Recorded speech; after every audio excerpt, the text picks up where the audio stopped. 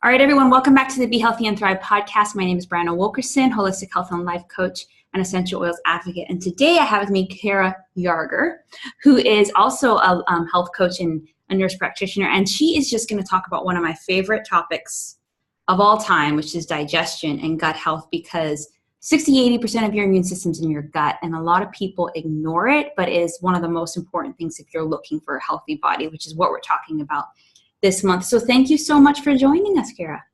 Yeah, thanks so much for having me. I'm honored and excited to be on and share a little bit about me and about gut health and all of that fun stuff. Yeah, so just kind of share with us, introduce yourself, tell us a little bit about who you are and what you do. Yeah, so as you said, my name is Kara. I'm a holistic health coach online, nurse practitioner offline. I work in a family practice right now. Part-time, and online I'm a holistic health coach for women. Now I'm kind of specifically working with women in healthcare because that's, my experience, and that's been my struggle trying to figure out how to navigate that. Obviously health is my passion and I help other people with it. So it's important that I can also take care of myself. And even if, women in healthcare aren't necessarily being health coaches or, running gym classes or whatever, it's still important for them to take care of themselves and be healthy because, they have a lot of influence over the people they work with and that they take care of. So I'm really excited about that new direction that I'm going.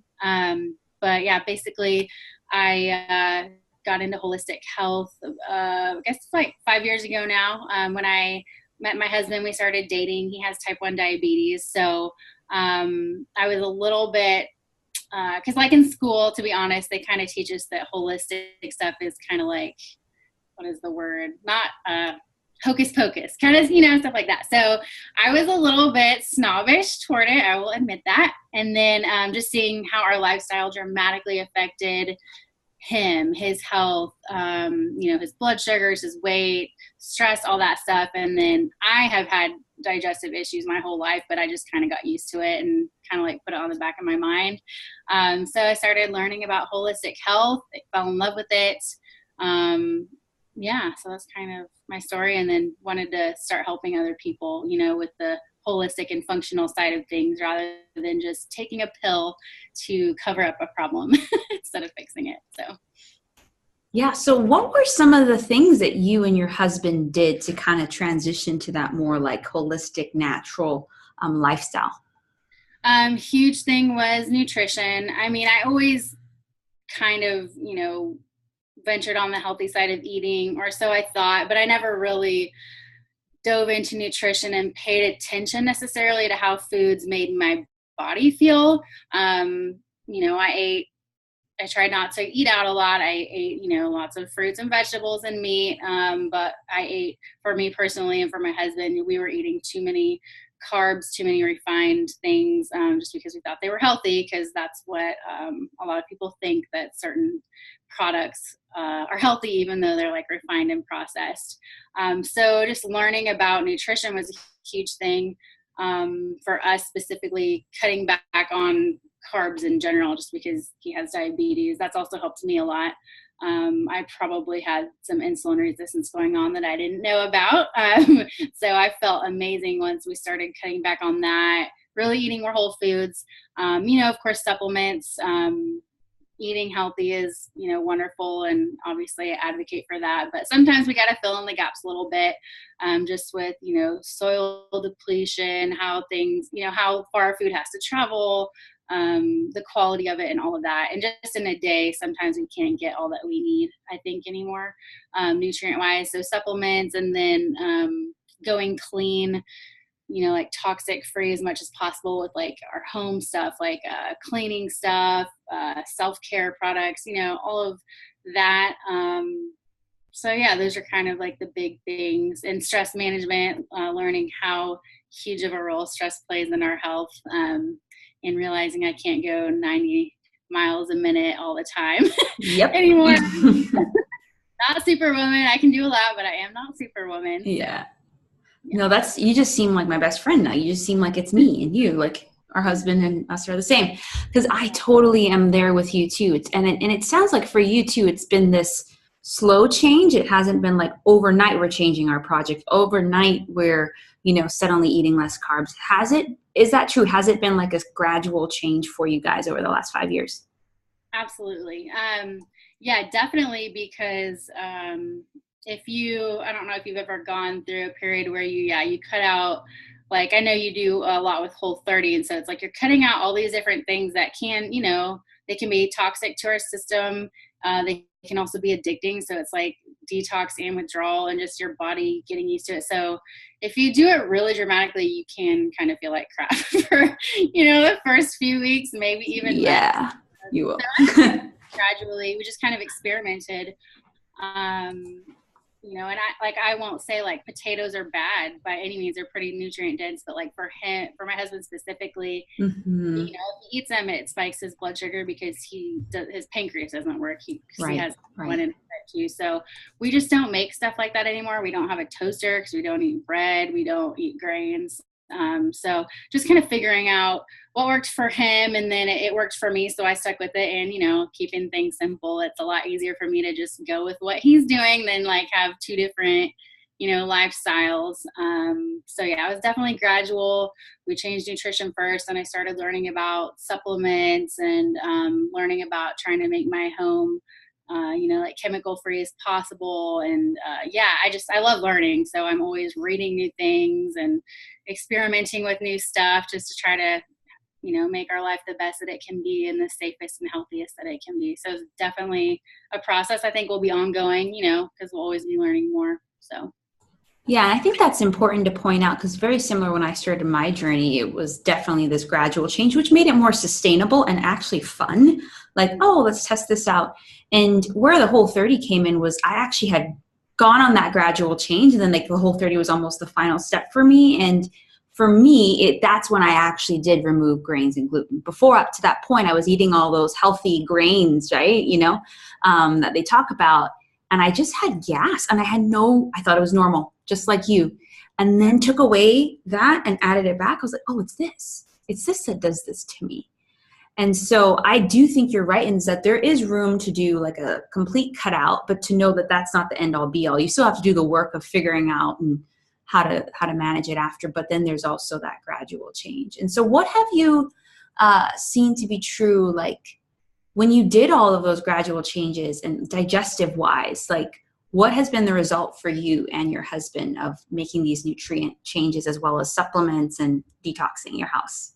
Yeah. Like I said, I kind of it's not like I forgot about it. Like it was very annoying to have like either, to like be worried if I'm like at work or in public, am I going to have to like run around and find the nearest bathroom, or then being uncomfortable because I didn't need the bathroom for several days, just like keeping it real. It's like it was very off and on. I never kind of knew what my body was going to do. And it wasn't because I was eating a bunch of junk and fast food, and I worked out, I was taking care of my body, but I just didn't have a clue. And so cutting out grains definitely made a humongous difference for me, bloating wise, just digestion, bowel movement wise, and like mental clarity and energy. Like for me, taking out grains has just made so many things better, and my husband too. And then weight loss, of course, but bloating was a huge thing. And one thing that I didn't do until last year was I took a food, just like one of those home kit, like they send you to do like a finger prick, and it kind of tests for sensitivities, not allergies, but sensitivities to different foods. And I was not surprised to see that wheat was on there, like as one of my top ones. But also for me, chia seeds was on there, and I used to put those in smoothies a lot.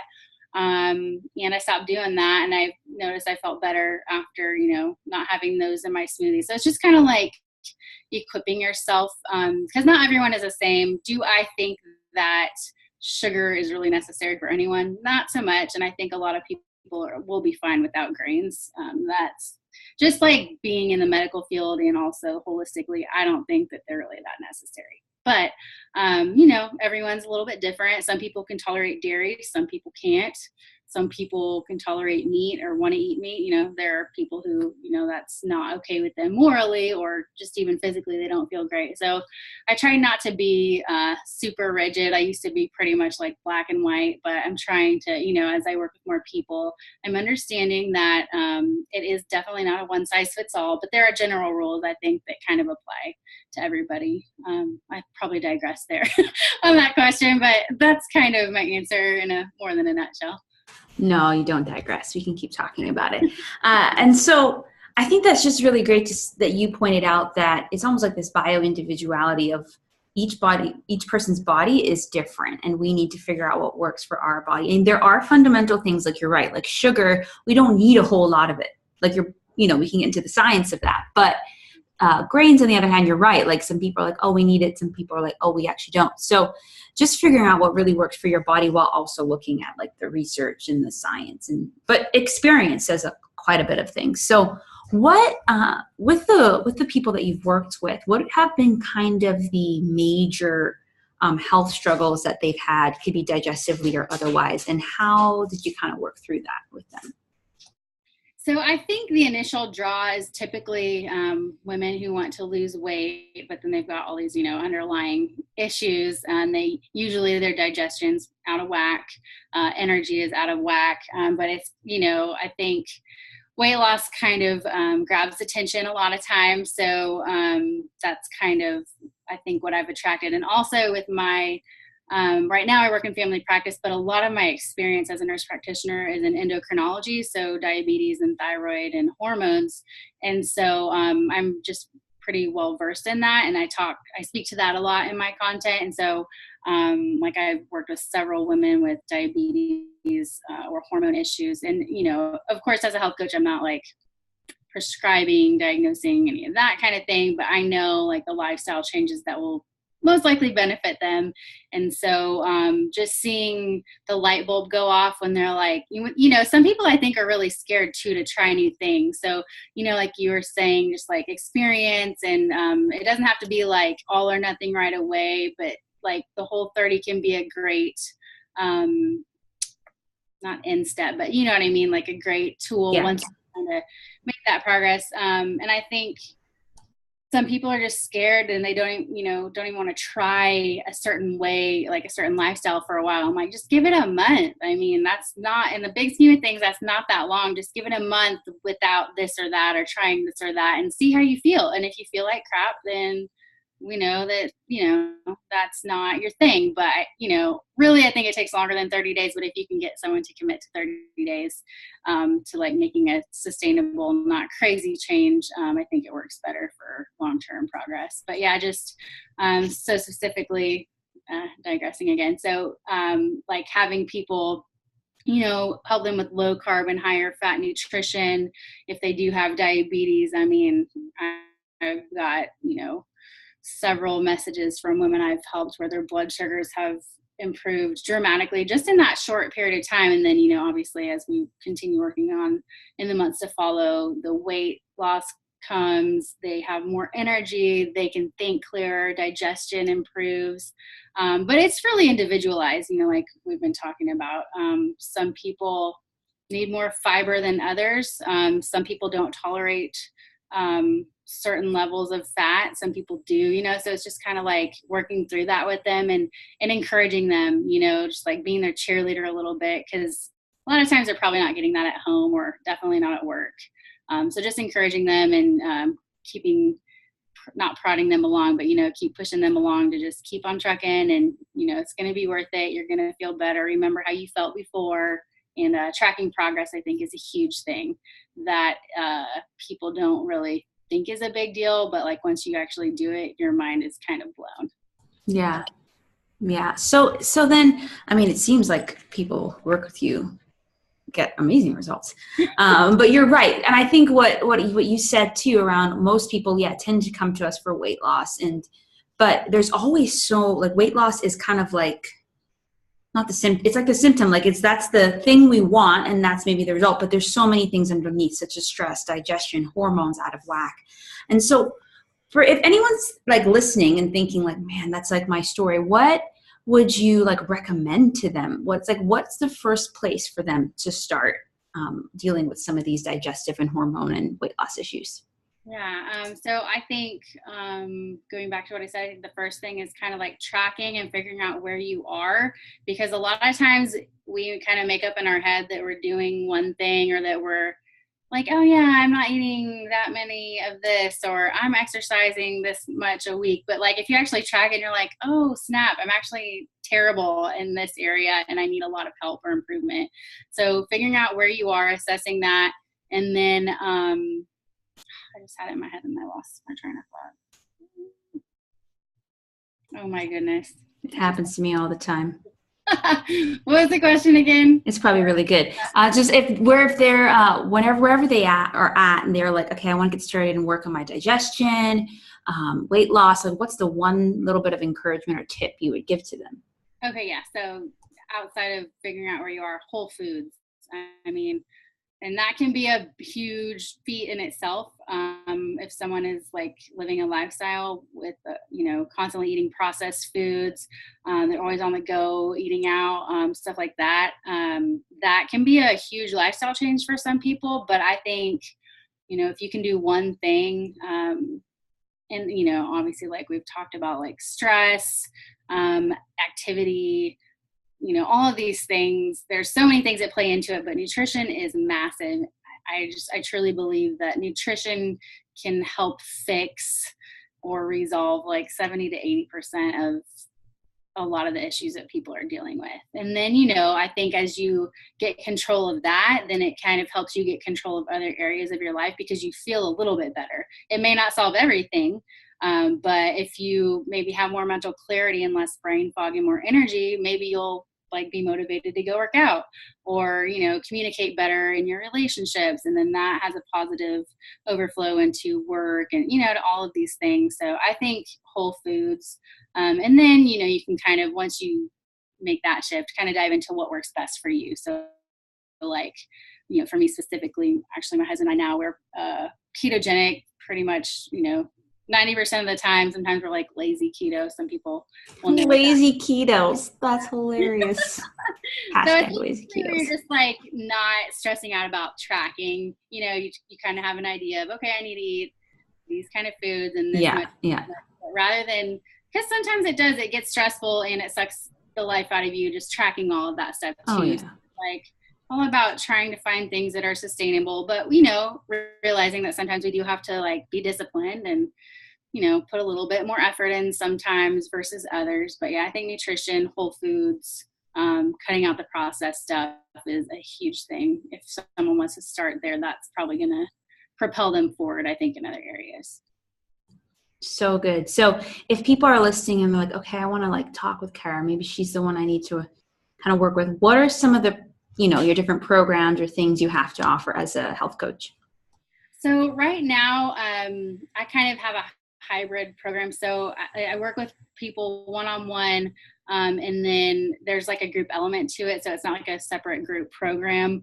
I will probably have, some shorter, like simpler group programs in the future. But right now I'm just kind of focusing on one-on-one, but adding that group element to it because I love groups. I've found like they're just so powerful for the people in them, because they got that peer support. People, if you have a question, 99 times out of 10, someone else is going to have that same question, but sometimes people are scared to ask it. So it's like you get so much benefit from like group calls and just interacting with other people who are kind of more peers than like mentors, but then you also get the one-on-one mentor and accountability and coaching. So I love doing that.